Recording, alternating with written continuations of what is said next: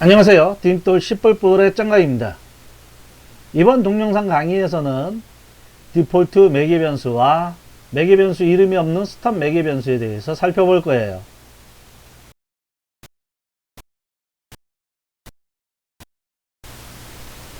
먼저 디폴트 매개 변수에 대해서 살펴봅시다. 10불불 언어에서는 함수 입력 매개 변수 중에 디폴트 값을 설정할 수가 있어요. 간단한 예를 들어볼게요. calculate area 원의 면적을 구한다 라고 하게 되면 반지름하고 각을 이제 전달을 하겠죠. 근데 만약에 명확하게 각을 전달을 하게 되게 되면 그 각에 맞는 면적을 계산해주고 호의 면적을 계산해주고, 만약에 그 원의 면적을 계산하기를 원할 땐 굳이 각을 전달하지 않고 반지름만 전달하더라도 가능하게 만들려고 하고 있어요. 라디우스 곱하기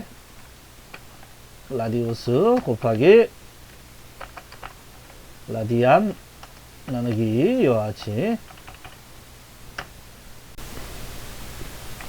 만약에 반지름이 3인 원의 넓이를 구하고 싶다 라고 한다면, 이럴 땐 calculate area에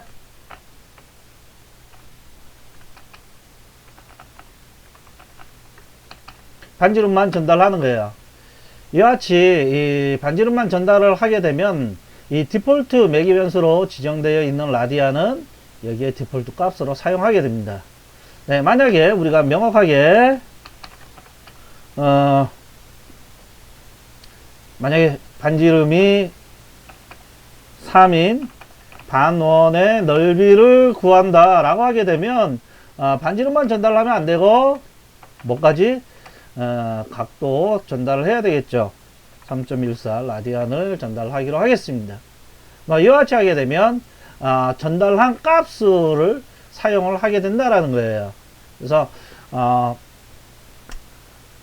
자주 사용하는 어떠한 값이 있다라면 이 디폴트 값으로 지정해 가지고 이제 사용할 수가 있고, 특별한 경우에만 해당되는 그 인자를 추가적으로 전달해서 사용을 할 수 있게 해주는 문법을 우리는 디폴트 매개 변수라고 얘기를 합니다. 한번 실행을 해 볼게요.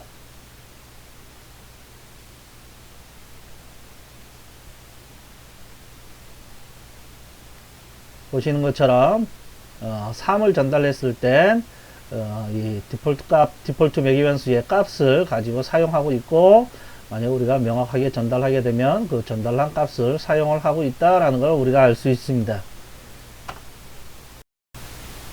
이번에는 매개 변수 이름이 없는 스톱 매개 변수에 대해 가지고 강의를 하기로 할게요. 앞에서 이전 강의에서 우리가 함수 중복 정의를 할 때 입력 매개 변수 목록이 충분히 달라야 한다고 했잖아요. 근데 만약에 사각형의 면적을 구하는 calculate area width height, 사각형의 면적을 구하는 함수도 있고, 그리고 삼각형의 면적을 구하는 함수도 있다라고 가정을 해 볼게요. 네, 이랬을 경우에 이 사각형의 면적을 구하는 함수나 삼각형의 면적을 구하는 함수, 이 두 개의 함수가 입력 매개 변수 목록이 다 똑같잖아요. 그러면은 이와 같이 이제 만들게 되게 되면 입력 매개 변수 목록이 똑같기 때문에 함수 중복 정의가 안 될 겁니다. 네?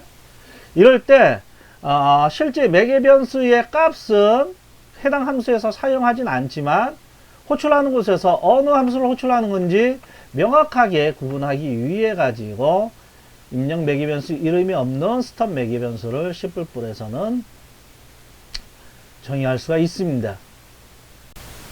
네, 지금 해당되는 이 부분이 이제 하나는 3이고 하나는 3.14. 어느 걸 호출하는 건지 그 MMO에서 발생을 하는 거예요. 앞에서도 그 함수 중복정의에서 얘기를 했었죠. 어느 함수를 호출하는지 명확하지 못했을 때 뭐하다 라고 이제 나온다 라고 얘기를 했었는데, 예, 아무튼 지금 오류는 없앴습니다. 이와 같이 입력 매기 변수 목록이 똑같을 경우에 함수 중복 정의를 하기를 원한다면 실제 입력 매기 변수의 값을 사용하진 않지만 어느 함수를 호출하는지 구분하기 위해서 매기 변수 이름이 없는 그 형식만 정의를 해서 이 매기 변수 이름이 없는 스톱 매기 변수를 사용할 수가 있어요. 한번 호출을 해서 사용을 해보기로 합시다. 사각형의 넓이 이같이 할 때는 calculate area 스톱 매기 변수를 사용하지 않고, 만약에 삼각형의 넓이를 할 때는 스톱 매기 변수를 사용을 하는 거죠.